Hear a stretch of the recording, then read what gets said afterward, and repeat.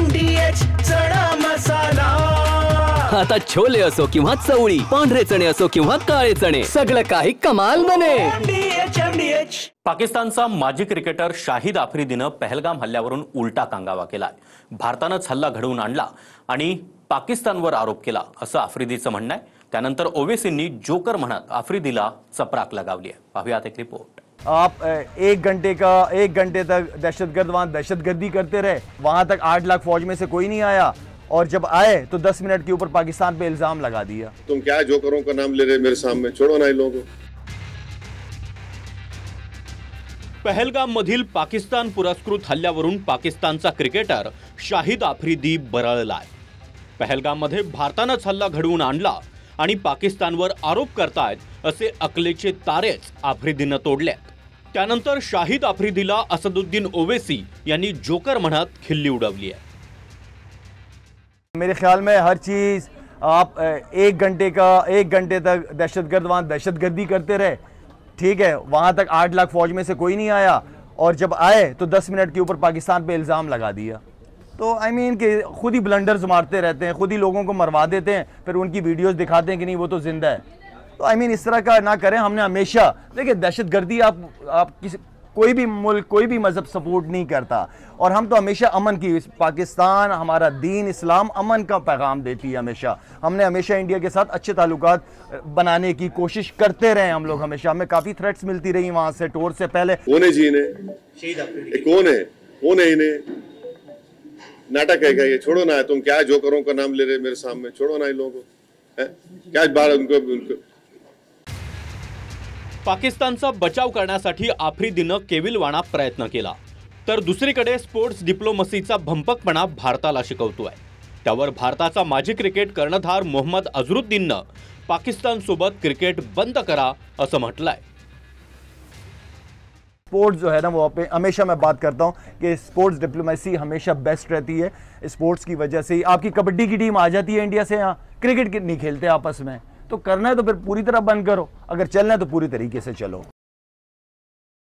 अझरुद्दीननं आफ्रिदीला चपराक लगावताना म्हटलंय की भारतानं पाकिस्तान सोबत सर्व क्रिकेट संबंध तोडले पाहिजेत।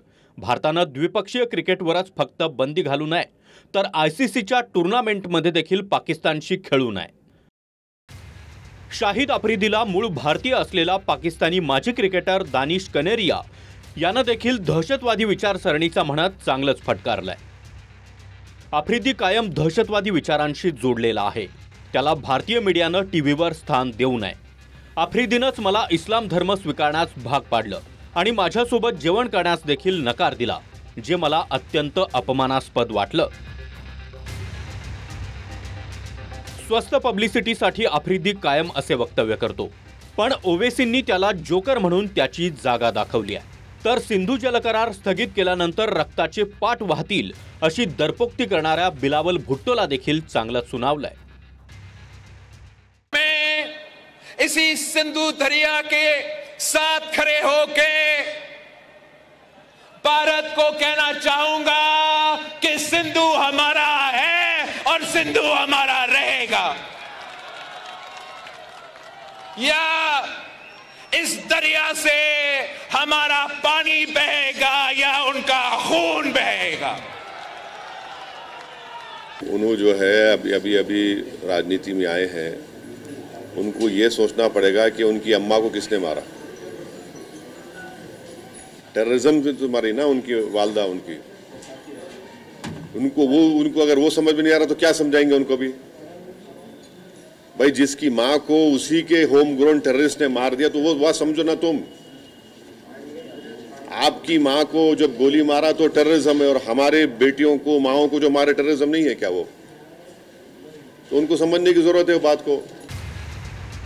असदुद्दीन ओवेसींनी बिलावल भुट्टोला दहशतवाद्यांनी केलेल्या आईच्या हत्येची आठवण करून दिली। 2007 मध्ये पाकिस्तानच्या माजी पंतप्रधान असलेल्या बेनझीर भुट्टोंना दहशतवाद्यांनी गोळ्या घातल्या, ज्यात भुट्टोंचा मृत्यू झाला। आता भारताला रक्ताचे पाट वाहतील म्हणणाऱ्या बिलावल भुट्टोच्याच कुटुंबियांनी भीतीपोटी कॅनडाला पळ काढल्याची माहिती मिळते आहे।